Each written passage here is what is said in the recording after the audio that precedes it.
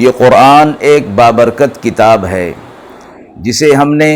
آپ صلی اللہ علیہ وسلم پر نازل کیا تاکہ لوگ اس پہ غور اور فکر کریں اور تاکہ اہل فہم اس سے نصیحت حاصل کریں۔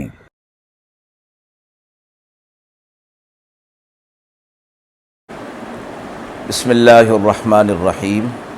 السلام علیکم ورحمۃ اللہ وبرکاتہ۔ ناظرین کرام، درس قرآن مجید کے آج کے اس پروگرام میں ہم سورہ زمر کی آیت نمبر 24 تا آیت نمبر 28 تک کے حوالے سے موصول ہونے والے سوالات کی روشنی میں ان کی تفسیر پیش کریں گے۔ مذکورہ آیات مبارکہ کی تلاوت ملاحظہ فرمائیں۔ اعوذ باللہ من الشیطان الرجیم، بسم اللہ الرحمن الرحیم۔ افمن یتقی بوجہہ سوء العذاب یوم القیامہ وقیل للظالمین ذوقوا ما کنتم تکسبون۔ كذب الذين من قبلهم فأتاهم العذاب من حيث لا يشعرون فأذاقهم الله الخزي في الحياة الدنيا ولعذاب الآخرة أكبر لو كانوا يعلمون وَلَقَدْ ضَرَبْنَا لِلنَّاسِ فِي هَذَا الْقُرْآنِ مِنْ كُلِّ مَثَلٍ لَعَلَّهُمْ يَتَذَكَّرُونَ قُرْآنًا عَرَبِيًّا غَيْرَ ذِي عِوَجٍ لَعَلَّهُمْ يَتَّقُونَ۔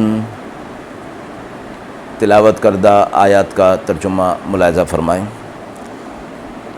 بھلا جو شخص قیامت کے دن سخت عذاب کو اپنے چہرے سے دور کرے گا اور کہا جائے گا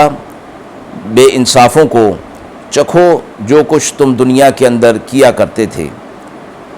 جھٹلا چکے ہیں ان سے پہلے بھی، پھر پہنچا ان پر عذاب ایسی جگہ سے کہ انہیں خیال بھی نہ تھا، پھر چکھائی ان کو اللہ نے رسوائی دنیا کی زندگی میں، اور عذاب آخرت کا تو بہت ہی بڑا ہے۔ اگر لوگ اس کو سمجھتے، اور ہم نے لوگوں کے لیے اس قرآن میں بیان کی ہیں سب چیزوں کی مثالیں تاکہ وہ اس پر دھیان دیں۔ قرآن عربی زبان میں ہے جس میں کوئی ٹیڑھا پن نہیں تاکہ لوگ ڈرتے رہیں۔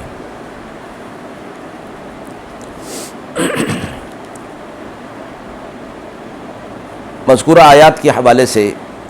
آیت نمبر 24 کا سوال پیش ہوا ہے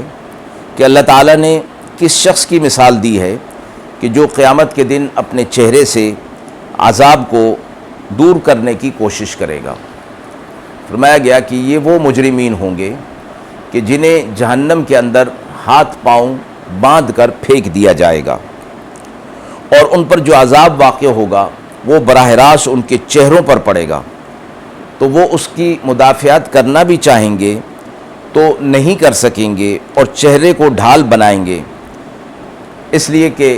پہلے ہی سے ان کے ہاتھ پاؤں بندھے ہوئے ہوں گے۔ آیت نمبر 25 اور 26 کے حوالے سے سوال موصول ہوا ہے کہ پہلے لوگوں کے ساتھ اللہ تعالیٰ نے کیا معاملہ کیا اور ان کے اعمال کا کیا نتیجہ ہوا۔ قرآن کے مخاطبین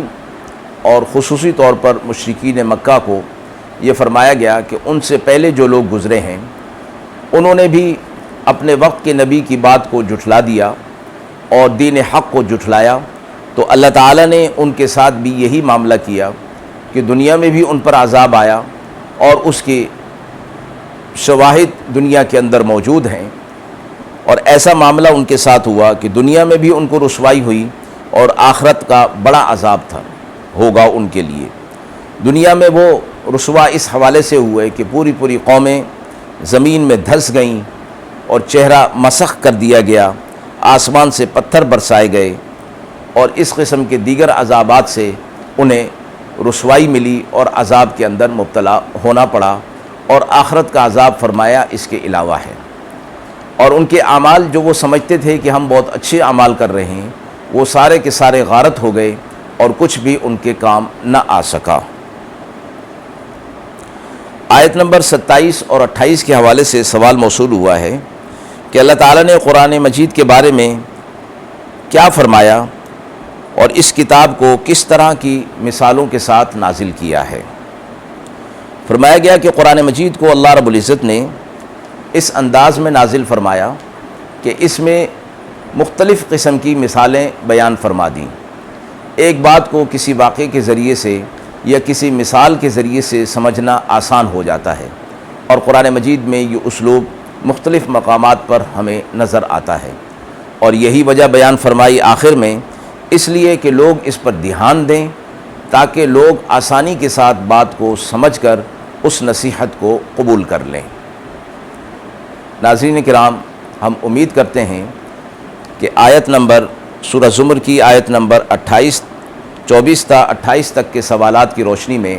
قرآن مجید کی یہ تفسیر آپ حضرات کی خدمت میں جو پیش کی گئی، آپ ان سوالات سے مطمئن ہو گئے ہوں گے،